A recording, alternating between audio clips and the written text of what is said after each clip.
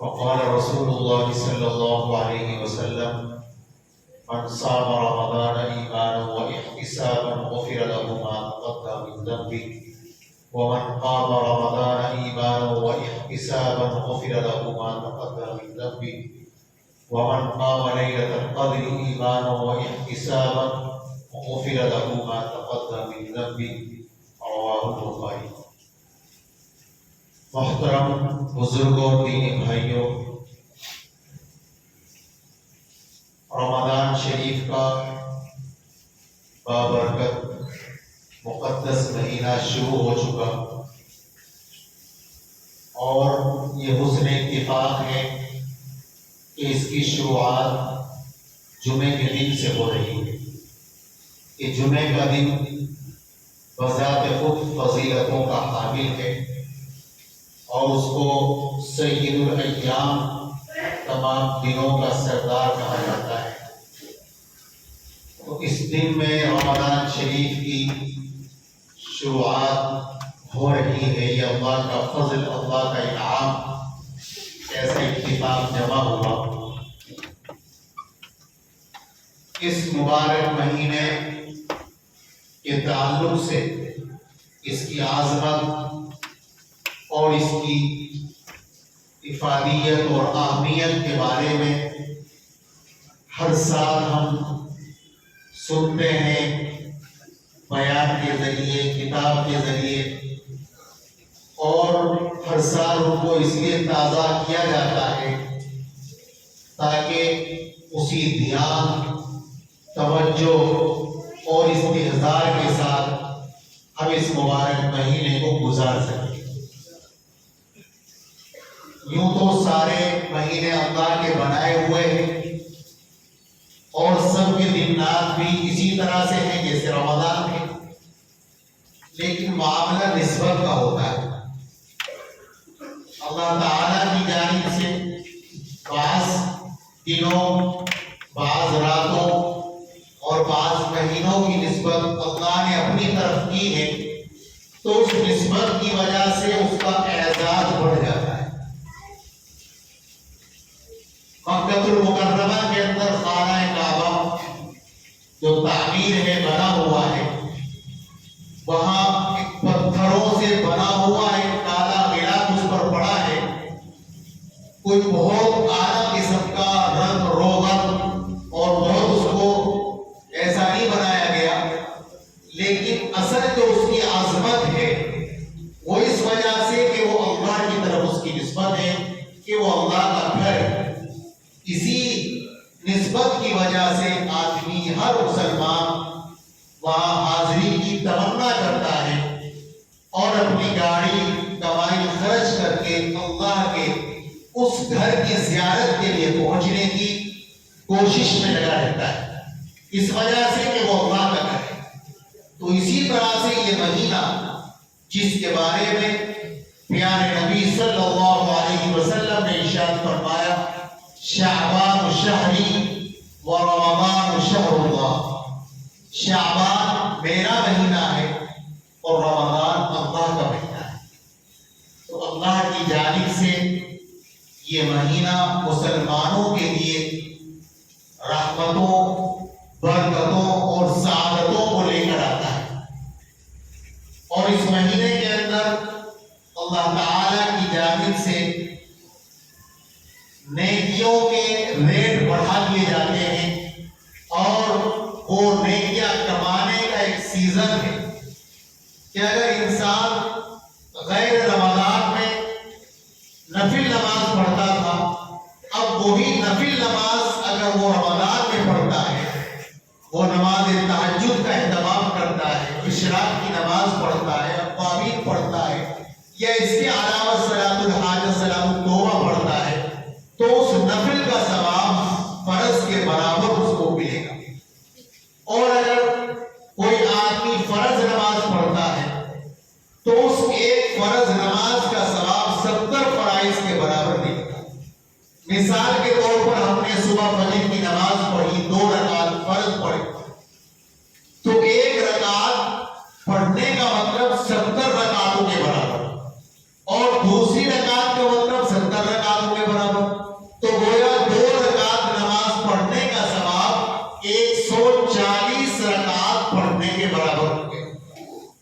آپ قربان جائیے اللہ رب العزت کی اس نوازش اور عطا پر۔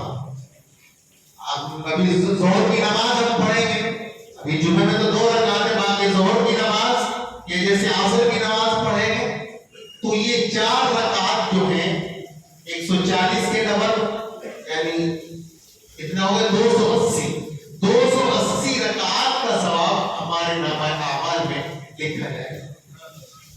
اس لیے ہمیں بہت زیادہ اہتمام کے ساتھ اس مہینے کو گزارنا ہے۔ اور عالم اسلام کی بہت مقبول اور معروف شخصیت شیخ الاسلام حضرت مفتی محمد تقی عثمانی دعوت برکاتہ، ان کی ایک تحریر کو میں پڑھ رہا تھا تو حضرت نے فرمایا کہ رمضان کا مہینہ جب شروع ہو گیا اب ہر آدمی کو اپنا ایک نظام الاوقات، ایک ٹائم ٹیبل بنا لینا چاہیے کہ اب روزانہ کی جو میری مصروفیات تھی ان کو کم کر کے اور صبح سے لے کر کے شام تک میرا زیادہ سے زیادہ وقت وہ عبادت میں گزرے، نمازوں کے اہتمام کے ساتھ قرآن کریم کی تلاوت میں گزرے۔ عام دنوں میں اگر میں 1 پارہ پڑھا کرتا تھا تو رمضان میں کم سے کم مجھے 3 پارے روزانہ پڑھنے ہیں۔ عام دنوں میں اگر میں صرف سنتیں پڑھنے پر اکتفا کرتا تھا تو اب مجھے نوافل کا بھی اہتمام کرنا ہے، اس لیے کہ نفل کا ثواب بھی فرض کے برابر مل رہا ہے۔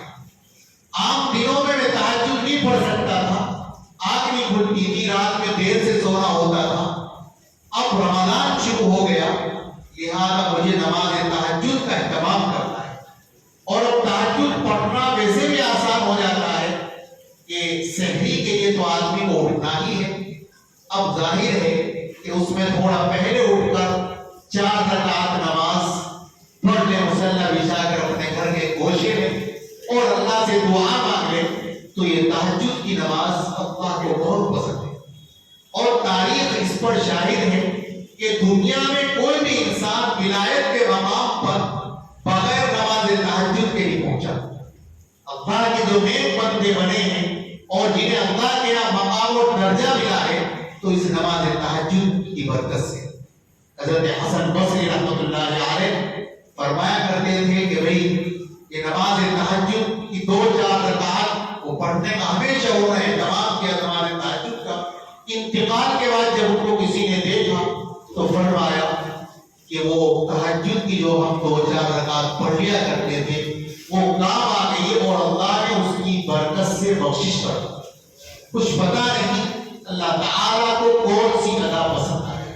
تو میں عرض کر رہا تھا کہ ہمیں اس طرح سے اپنا ایک ٹائم ٹیبل، ایک نظام الاوقات بنانا ہے، اور 11 مہینے جو ہمارے گزرے ہیں اس انداز سے کہ ہم عبادتوں سے دور رہے، اللہ سے تعلق ہمارا کمزور ہو گیا، تو اس تعلق کو مضبوط کرنے کا یہ مہینہ ہے۔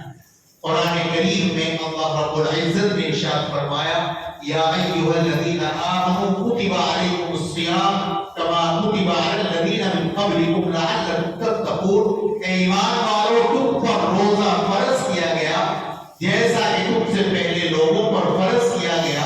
اور یہ کوئی نئی عبادت نہیں، پہلے سے ہر امت پر روزے کی فرضیت کا سلسلہ چلا آ رہا ہے، اور اس میں تمہارا فائدہ یہ ہے لعلکم تتقون، تاکہ تم پرہیزگار بن جاؤ، تمہارے اندر تقوی کی صفت پیدا ہو جائے۔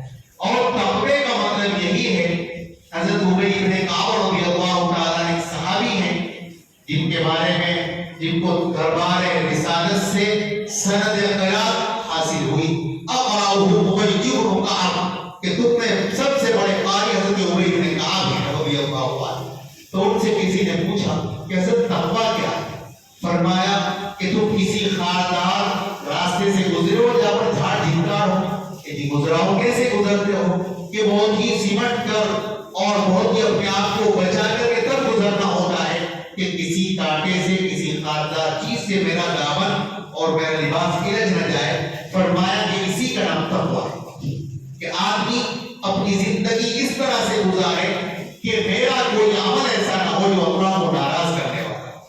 اللہ رب العزت مجھے دیکھ رہے ہیں اور میرا یہ عمل اللہ کی ناراضگی کا باعث نہ بن جائے. آدمی اسی دھیان کے ساتھ اپنا وقت گزارنے والا بن جائے تو اسی کا نام تقویٰ ہے.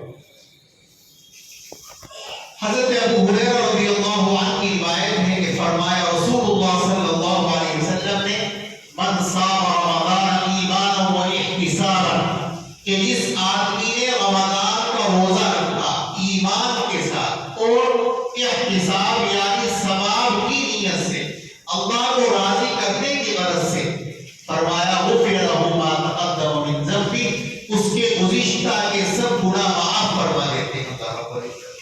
اور فرمایا ومن قام رمضان ایمانا و احتسابا کہ جس آدمی نے قیام لیل کیا تراویح کی نماز پڑھی ایمان کے ساتھ اور طلب ثواب کے لالچ میں تو اللہ تعالیٰ اس کی برکت سے اس کے گزشتہ کی گناہ معاف فرما دیتے ہیں. اور جس آدمی نے لیلۃ القدر میں قیام کیا عبادت کی ایمان اور احتساب کی حالت میں اللہ تعالیٰ اس کی گزشتہ کے گناہ معاف فرما دیتے ہیں. اس لیے میرے بھائیوں یہ مہینہ رحمتوں کا برکتوں کا سعادتوں کا مہینہ ہے ان لوگوں کے لیے جو اس کی قدر کرتے ہیں. ہمارے حضرت مفتی مہربان علی بڑوکی رحمۃ اللہ علیہ اللہ رب العزت ان کو بڑی رحمت فرمائے. وہ رمضان کے مہینے میں ان کی مجلس میں یہ بات ہم نے بکثرت سنی. فرمایا کرتے تھے کہ رمضان کا مہینہ برکتوں کا رحمتوں کا مہینہ لیکن ان لوگوں کے لیے جو قدر کرتے ہیں اور جو لوگ ناقدری کے ساتھ اس کو گزار دیتے ہیں تو محرومی ان کا مقدر ہوتی ہے. کوئی چیز انہیں ہاتھ نہیں آئے گی. اس لیے ہم 5 وقتہ نمازوں کا اہتمام صرف چند دن نہیں بلکہ پورے مہینے اور اس کے ساتھ قرآن کی تلاوت کا اہتمام اور اس کے ساتھ نوافل کا اہتمام ہمیں بہت زیادہ کرنا. اس کے علاوہ استغفار کی کثرت کلمہ طیبہ لا الہ الا اللہ کا ورد. اور ایک اہم بات وہ یہ کہ ہمیں سے بھی زیادہ ضروری یعنی عبادات کے ساتھ ساتھ اس سے بھی زیادہ ضروری وہ یہ ہے کہ ہم اپنے آپ کو گناہوں سے بچائیں. اس لیے کہ رمضان جب شروع ہوا ہمارے لیے کھانا حلال تھا یا حرام تھا؟ کھانا حلال تھا. اللہ نے کہا کہ مت کھاؤ تو کھانا حرام ہو گیا. ہم نے چھوڑ دیا ہم نہیں کھائیں گے روزے. پینا حرام تھا کہ حلال تھا؟ حلال تھا. اللہ نے کہا کہ نہیں پینا ہے تو ہم نے چھوڑ دیا. اسی طرح سے بیوی کے پاس جانا حلال تھا. اللہ نے کہا کہ مت جاؤ تو ہم نے چھوڑ دیا. تو جو چیزیں اللہ نے ہمارے لیے حلال کی تھی ان کو ہم نے چھوڑ دیا اللہ کے حکم سے. اور جو چیزیں پہلے ہی سے حرام ہیں ان کو تو بطریقے اور ہمیں چھوڑنا چاہیے. مثال کے طور پر جھوٹ بولنا وہ جیسے رمضان میں حرام ہے رمضان کے علاوہ بھی حرام ہے.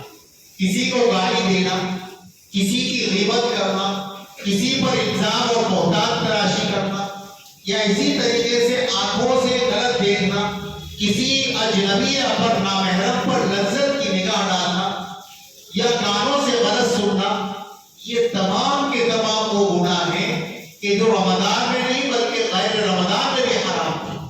تو جب ہم نے اللہ کے حکم سے حلال چیزوں کو جو اللہ نے حرام کر دیا ہم نے چھوڑ دیا تو جو چیزیں پہلے سے حرام ہیں انہیں ہمیں چھوڑنا.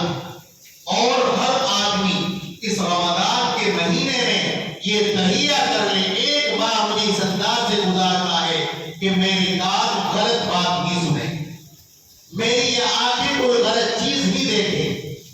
جیسا کہ عام طور پر ہمارے نوجوان ٹائم پاس کرنے کے لیے موبائل ہاتھ میں لیا, نیٹ چالو کیا اور اس کے اندر غلط سلط چیزیں, برہنانت کی تصویریں, یہ ساری خرافات دیکھتے ہیں اور وہ خوش رہتے ہیں کہ صاحب ہمارا روزہ اچھا گزرا. یاد رکھیں کہ اگر گناہگاری کے ساتھ آپ نے روزہ رکھا تو یہ روزہ کسی کام کا نہیں.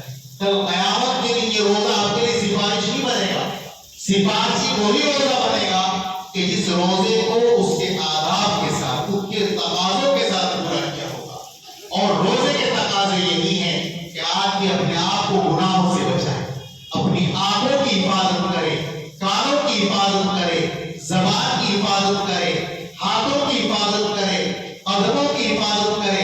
اس طرح سے آدمی ایک ماہ گزار لے تو اگرچہ وہ نفلی عبادتیں زیادہ نہ کرے، لیکن یہ گناہوں سے حفاظت کے ساتھ اگر اس نے اس مہینے کو گزار لیا تو انشاءاللہ اس کی زندگی میں ایک خوشگوار تبدیلی آنے کا ذریعہ ثابت ہوگا.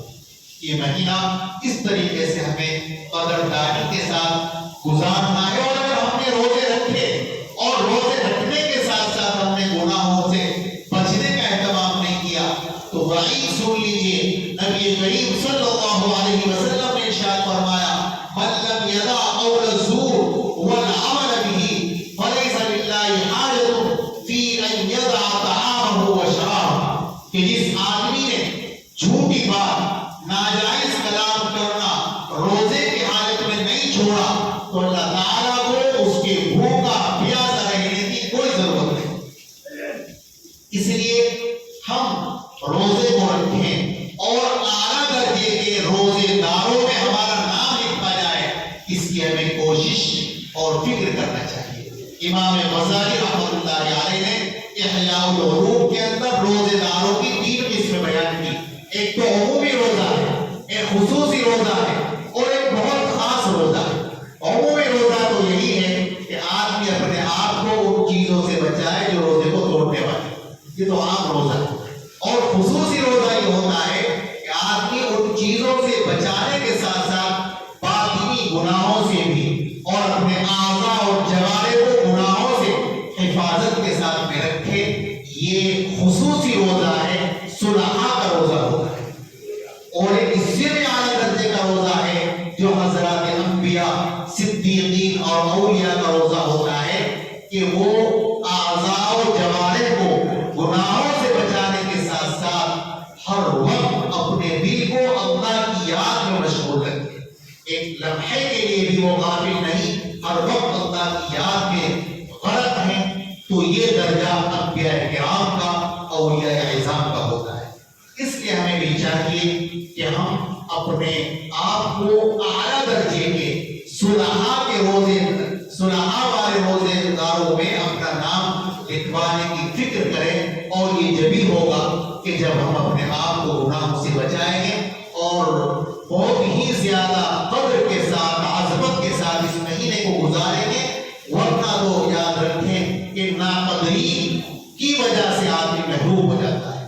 اور قدر اگر آدمی کے دل میں ہوتی ہے تو اس کی وجہ سے اللہ تعالیٰ بعض دفعہ غیر مسلم کو بھی نواز دیتے ہیں.